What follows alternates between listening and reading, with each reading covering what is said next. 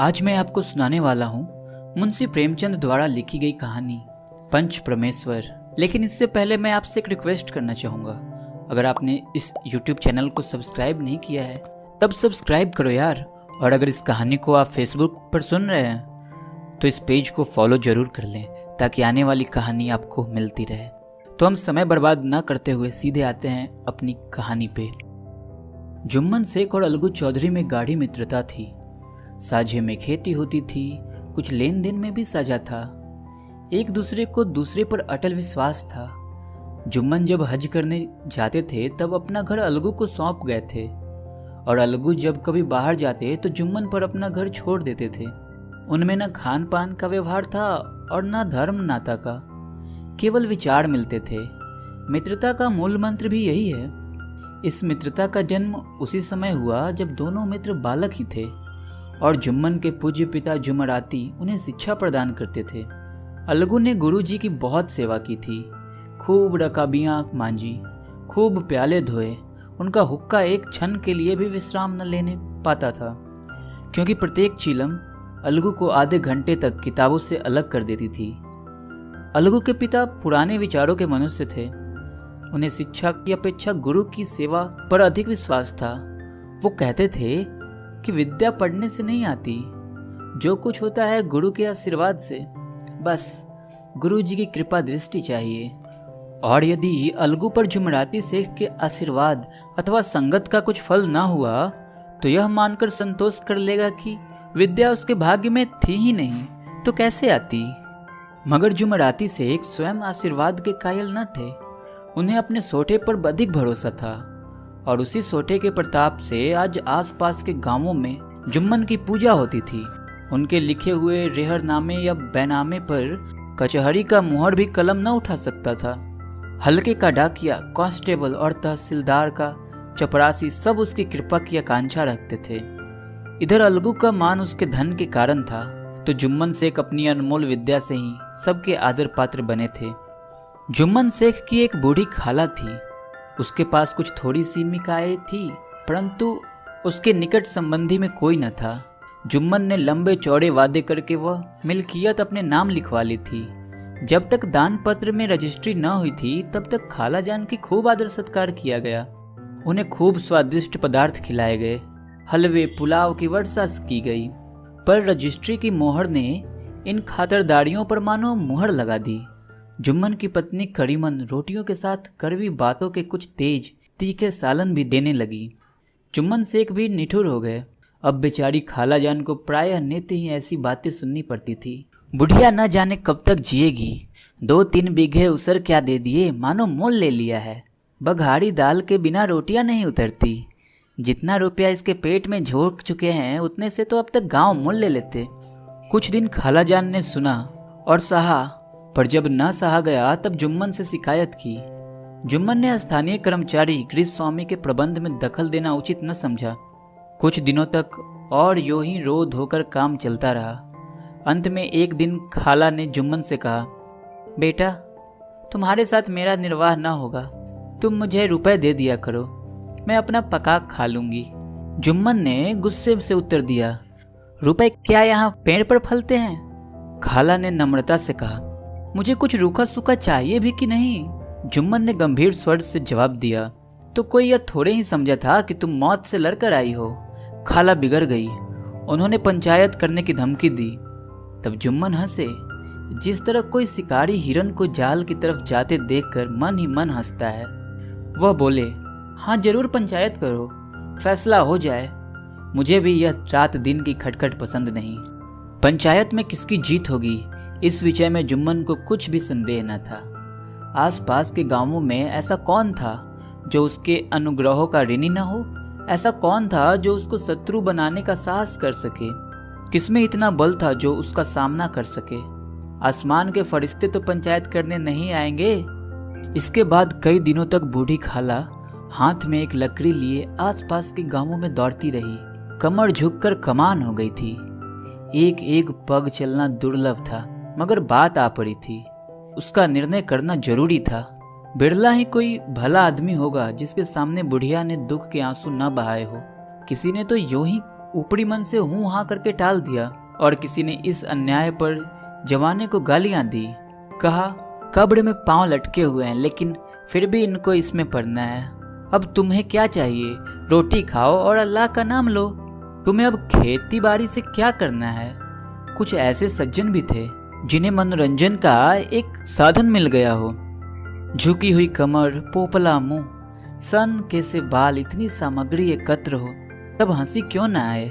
ऐसा न्याय प्रिय, दयालु, दीन वत्सल पुरुष बहुत कम थे जिन्होंने उस अबला के दुखड़े को गौर से सुना हो और उसको संतावना दी हो। चारों ओर से घूम घाम कर बेचारी अलगू के पास आई, लाठी पटक दी और दम लेकर बोली, बेटा तुम भी दम भर के मेरी पंचायत में चले आना। तब अलगू ने कहा, मुझे बुलाकर क्या करोगी? कई गांव के आदमी तो आएंगे ही। तब खाला ने कहा, अपनी विपद तो सबके आगे रो आई, अब आने ना आने का तुम्हारा मन। फिर अलगू ने कहा, जो आने को तो आ जाऊंगा मगर पंचायत में मुंह न खोलूंगा। खाला ने कहा, क्यों बेटा? अब इसका जवाब क्या दूं? अपनी खुशी, जुम्मन मेरा पुराना मित्र है, उससे बिगाड़ नहीं कर सकता। तब खाला ने कहा, बेटा क्या बिगाड़ के डर से ईमान की बात ना कहोगे? हमारे सोए हुए धर्म ज्ञान की सारी संपत्ति लूट जाए तो उसे खबर नहीं होती, परंतु ललकार सुनकर वह सचेत हो जाता है, फिर उसे कोई जीत नहीं सकता। अलगू इस सवाल का कोई उत्तर न दे सका, पर उसके हृदय में ये शब्द गूंज रहे थे, क्या बिगाड़ के डर से ईमान की बात ना कहोगे? संध्या समय एक पेड़ के नीचे पंचायत बैठी। शेख जुम्मन ने पहले से ही फर्श बिछा रखा था। उन्होंने पान, इलायची, हुक्के, तंबाकू आदि का प्रबंध भी किया था। हाँ, वह स्वयं अलबत्ता अलगू चौधरी के साथ जरूर दूर पर बैठे हुए थे। जब पंचायत में कोई आ जाता था तब दबे हुए सलाम से उसका स्वागत करते थे। जब सूर्य अस्त हो तब यहाँ भी पंचायत शुरू हुई। फर्श की एक एक अंगुल जमीन भर गई, पर अधिकांश दर्शक ही थे। निमंत्रित महाशयों में से केवल वे ही लोग पधारे थे जिन्हें जुम्मन से अपनी कुछ कसर निकालनी थी। एक कोने में आग सुलग रही थी। नाई ताबड़तोड़ चिलम भर रहा था। यह निर्णय करना असंभव था कि सुलगते हुए उपलों से अधिक धुआं निकलता था या चिलम के दमों में से। लड़के इधर उधर दौड़ रहे थे, कोई आपस में गाली गलौज करते और कोई रोते थे। चारों तरफ कोलाहल मचा रहता था। गांव के कुत्ते इस जमाव को भोज समझकर झुंड के झुंड जमा हो गए थे। पंच लोग बैठ गए तो बूढ़ी खाला ने उनसे विनती की, पंचो, आज 3 साल हुए मैंने अपनी सारी जायदाद अपने भांजे जुम्मन के नाम लिख दी थी। इसे आप लोग जानते ही होंगे। जुम्मन ने मुझे ताहयात रोटी कपड़ा देना कबूल किया। साल भर तो मैंने इसके साथ रो धोकर काटा, पर अब रात दिन का रोना नहीं सहा जाता। मुझे न पेट की रोटी मिलती है न तन का कपड़ा। बेकस बेवा हूँ, कचहरी दरबार नहीं कर सकती। तुम्हारे सिवा और किसको अपना दुख सुनाओ? तुम लोग जो राह निकाल दो उसी पर चलूं। अगर इसमें कोई ऐब देखो तो मेरे मुंह में थप्पड़ मारो, और अगर जुम्मन में बुराई देखो तो उससे समझाओ। क्यों एक बेकस की आह लेता है? मैं पंचों का हुक्म सिर माथे पर चढ़ाऊंगी। रामधन मिश्र, जिनके कई असामियों को जुम्मन ने अपने गांव में बसा लिया था, बोले, जुम्मन मियाँ किसे पंच बनाते हो? अभी से इसका निपटारा कर लो, फिर जो कुछ पंच कहेंगे वही मानना पड़ेगा। जुम्मन को इस समय सदस्यों में विशेषकर वे लोग ही दिख पड़े जिनसे किसी न किसी कारण जुम्मन से बैर था। जुम्मन बोले, पंचों का हुक्म अल्लाह का हुक्म है। खाला जान जिसे चाहे उसे बनाए, मुझे कोई दिक्कत नहीं। खाला ने चिल्लाकर कहा, अरे अल्लाह के बंदे, पंचों का नाम क्यों नहीं बता देते? कुछ मुझे भी तो मालूम हो। जुम्मन ने क्रोध से कहा, अब इस वक्त मेरा मुंह न खुलवाओ, तुम्हारी बन पड़ी है, जिसे चाहो पंच बनाओ। खाला जान जुम्मन की आपेच को समझ गई। वह बोली, बेटा खुदा से डरो, पंच न किसी का दोस्त होता है न किसी का दुश्मन। कैसी बात करते हो? और तुम्हारा किसी पर विश्वास न हो तो जाने दो। अलगू चौधरी को तो मानते हो, लो मैं उन्हीं को सरपंच बनाती हूँ। जुम्मन शेख आनंद से फूल उठे, परंतु भावों को छिपाकर बोले, अलगू ही सही, मेरे लिए जैसा रामधन वैसा अलगू। अलगू इस झमेले में फंसना नहीं चाहते थे। वे कन्नी काटने लगे। बोले, खाला तुम जानती हो कि मेरा जुम्मन से गाढ़ी दोस्ती है। खाला ने गंभीर स्वर में कहा, बेटा दोस्ती के लिए कोई अपना ईमान नहीं बेचता। पंच के दिल में खुदा बसता है। पंचों के मुंह से जो बात निकलती है वो खुदा की तरफ से निकलती है। अलगू चौधरी सरपंच हुए। रामधन मिश्र और जुम्मन के दूसरे विरोधियों ने बुढ़िया को मन में बहुत कोसा।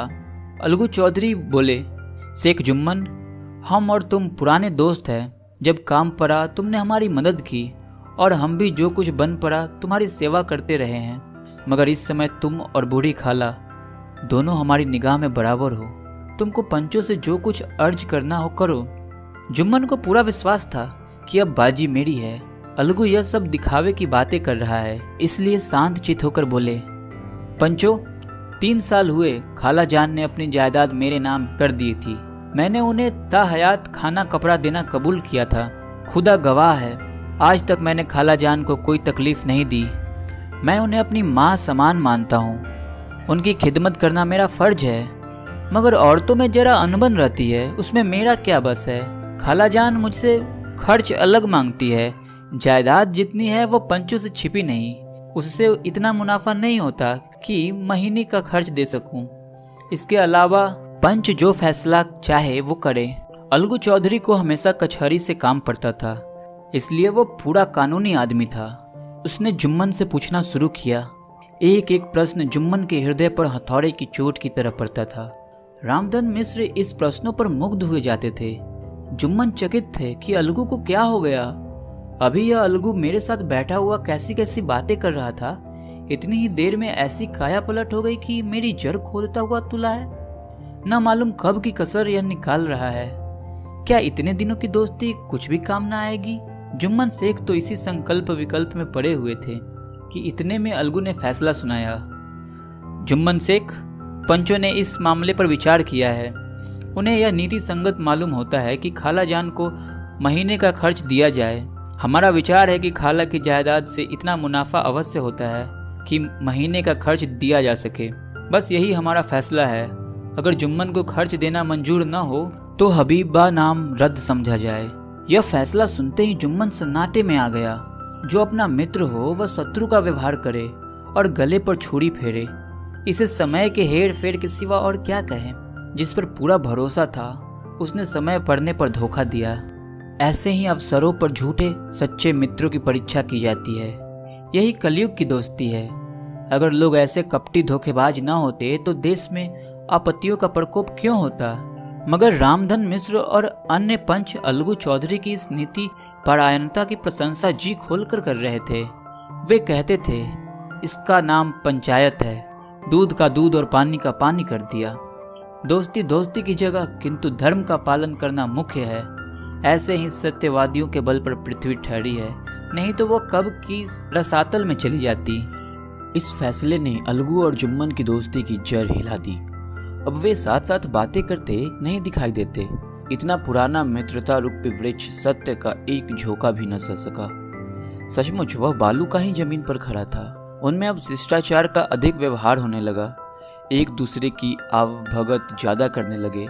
वे मिलते जुलते थे, मगर उसी तरह जैसे तलवार से ढाल मिलती है। जुम्मन के चित्त में मित्र की कुटिलता आठों पहर खटकता रहती थी। उसे हर घड़ी यही चिंता रहती थी कि किसी तरह बदला लेने का अवसर मिले।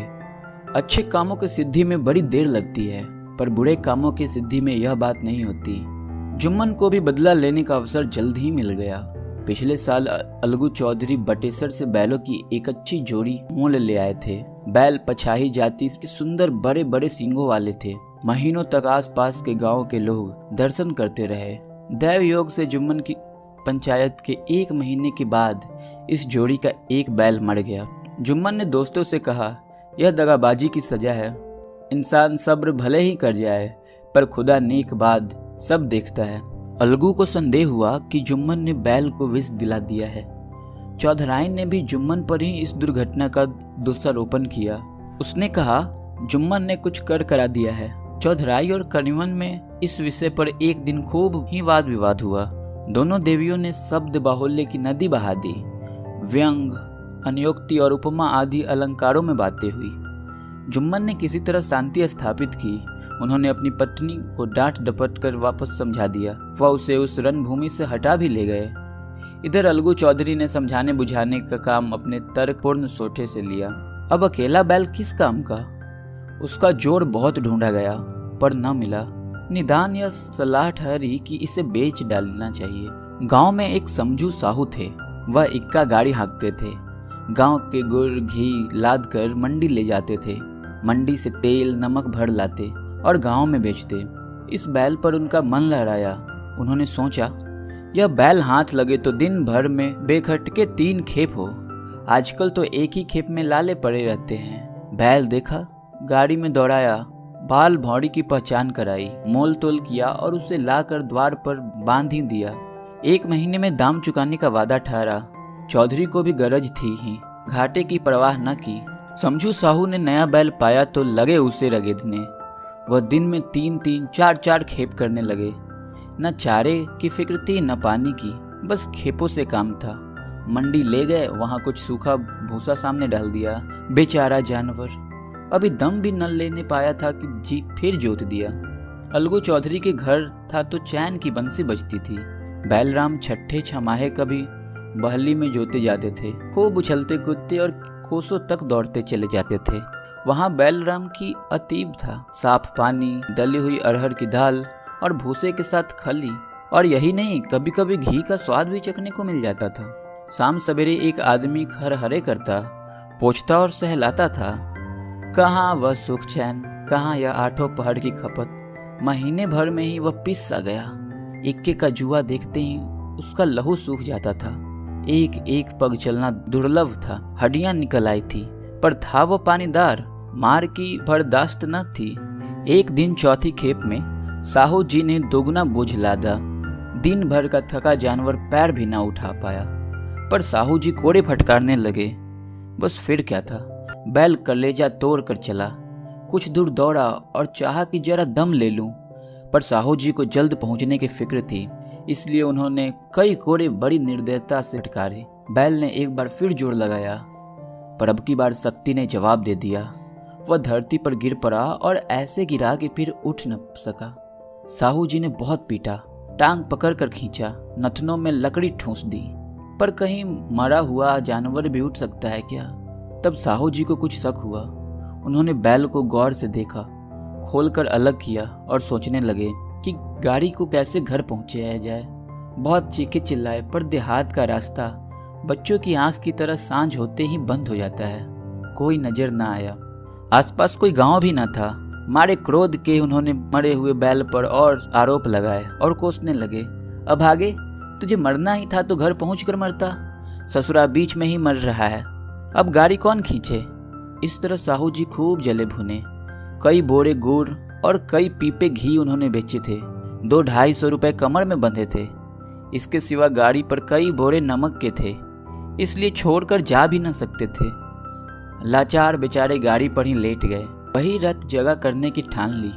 चीलम पी, फिर हुक्का पिया। इस तरह साहू जी आधी रात तक नींद को बहलाते रहे। अपनी जान में वो जागते ही रहे, पर पो फटते ही जो नींद टूटी और कमर पर हाथ रखा तो थैली गायब। घबरा कर इधर उधर देखा तो कई कनस्तर तेल भी न दारत। अफसोस में बेचारे ने सिर पीट लिया और पछाड़ खाने लगा। प्रातःकाल रोते बिखलते घर पहुंचे।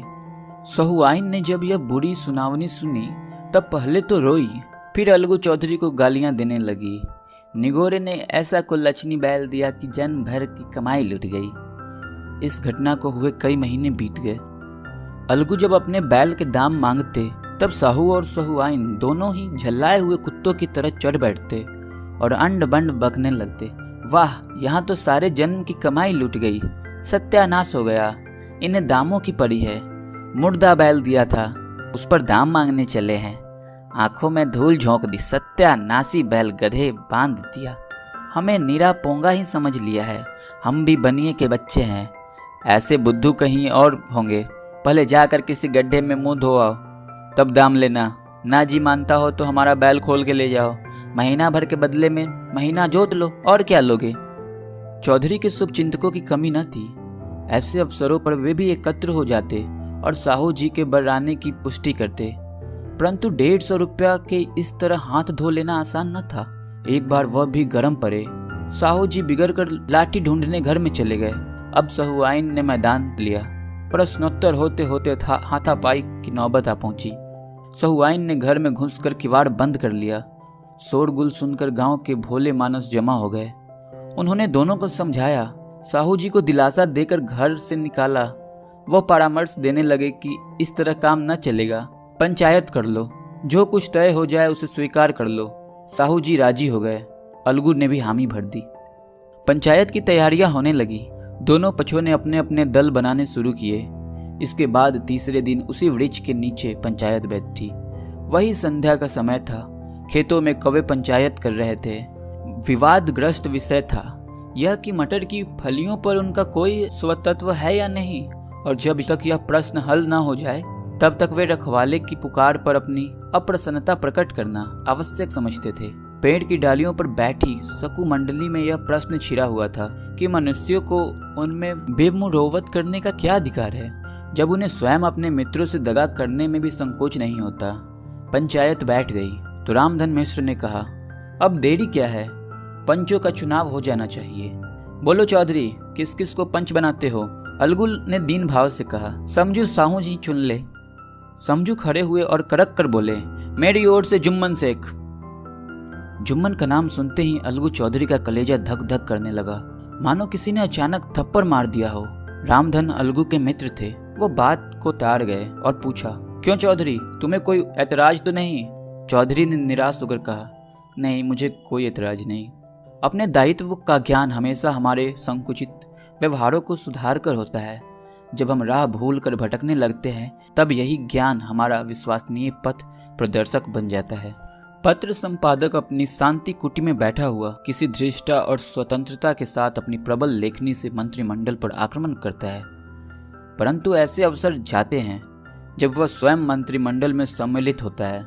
मंडल के भवन में पग धरते ही उसकी लेखनी कितनी मर्मज्ञ, कितनी विचारशील, कितनी न्यायपरायण हो जाती है। इसका कारण उत्तरदायित्व का ज्ञान है।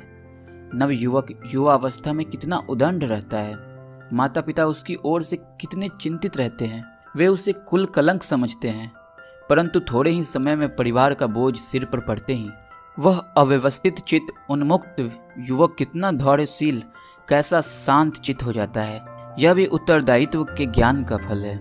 जुम्मन शेख के मन में भी सरपंच का उच्च स्थान ग्रहण करते ही अपनी जिम्मेदारी का भाव पैदा हुआ। उन्होंने सोचा, मैं इस वक्त न्याय और धर्म के सर्वोच्च आसन पर बैठा हूँ। मेरे मुंह से इस समय जो कुछ निकलेगा वह देववाणी के सदृश है, और देववाणी में मेरे मनोविकारों का कदापि समावेश न होना चाहिए। मुझे सत्य से जो भर भी टलना उचित नहीं। पंच ने दोनों पक्षों से सवाल जवाब करना शुरू किया। बहुत देर तक दोनों दल अपने अपने पक्ष का समर्थन करते रहे। इस विषय में तो सब सहमत थे कि समझू को बैल का मूल्य देना चाहिए, परंतु दो महाशय इस कारण रियायत करना चाहते थे कि बैल के मर जाने से समझू को हानि हुई। इसके प्रतिकूल दो सभ्य मूल्य के अतिरिक्त समझू को दंड भी देना चाहिए थे, जिससे फिर किसी को पशुओं के साथ ऐसी निर्दयता करने का साहस न हो। अंत में जुम्मन ने फैसला सुनाया, अलगू चौधरी और समझू साहू, पंचों ने तुम्हारे मामलों पर अच्छी तरह विचार किया। समझू को उचित है कि बैल का पूरा दाम दे। जिस वक्त उन्होंने बैल लिया उससे कोई बीमारी न थी। अगर उसी समय दाम दे दिया जाते तो आज समझू उसे फेरे लेने का आग्रह न करते। बैल की मृत्यु केवल इस कारण हुई कि उससे बड़ा कठिन परिश्रम लिया गया और उसके दाने चारे का कोई अच्छा प्रबंध न किया गया। रामधन मिश्र बोले, समझू ने बैल को जानबूझकर मारा है, इसलिए उससे दंड लेना चाहिए। जुम्मन बोले, यह दूसरा सवाल है, हमको इससे कोई मतलब नहीं। साहू ने कहा, समझू के साथ कुछ रियायत होनी चाहिए। जुम्मन बोले, यह अलगू चौधरी की इच्छा पर निर्भर है। अलगू चौधरी फूले न समाये, उठ खड़े हुए और जोर से बोले, पंच परमेश्वर की जय। इसके साथ ही चारों ओर प्रतिध्वनि हुई, पंच परमेश्वर की जय। प्रत्येक मनुष्य जुम्मन की नीति को सराहता था। इसे कहते हैं न्याय। यह मनुष्य का काम नहीं, पंच में परमेश्वर वास करते हैं, यह उन्हीं की महिमा है। पंच के सामने खोटे को कौन खड़ा कर सकता है। थोड़ी देर बाद जुम्मन अलगू के पास आए और उनके गले लिपट कर बोले, भैया, जब से तुमने मेरी पंचायत की तब से मैं तुम्हारा प्राण घातक शत्रु बन गया था, पर आज मुझे ज्ञात हुआ कि पंच के पद पर बैठकर न कोई किसी का दोस्त होता है न दुश्मन। न्याय के सिवा उसे कुछ नहीं सूझता। आज मुझे विश्वास हो गया कि पंच की जुबान से खुदा बोलता है। अलगू रोने लगे। इस पानी से दोनों के दिलों का मैल धुल गया। मित्रता की मुरझाई हुई लता फिर से हरी हो गई। और इस तरह से हमारी कहानी आज की खत्म होती है। ये कहानी आपको कैसी लगी ये कमेंट सेक्शन में जरूर बताएं। और ऐसी ही मजेदार कहानी सुनने के लिए राइट वाले वीडियो को क्लिक करें। और अगर प्यार भरी मोहब्बत भरी कहानियाँ सुनना चाहते हैं तो लेफ्ट वाले वीडियो को क्लिक करें। और अगर आपने इस चैनल को सब्सक्राइब नहीं किया है तो सब्सक्राइब करें। और अगर फेसबुक पर देख रहे हैं तो पेज को फॉलो करो यार, ताकि और कहानियाँ तुम्हें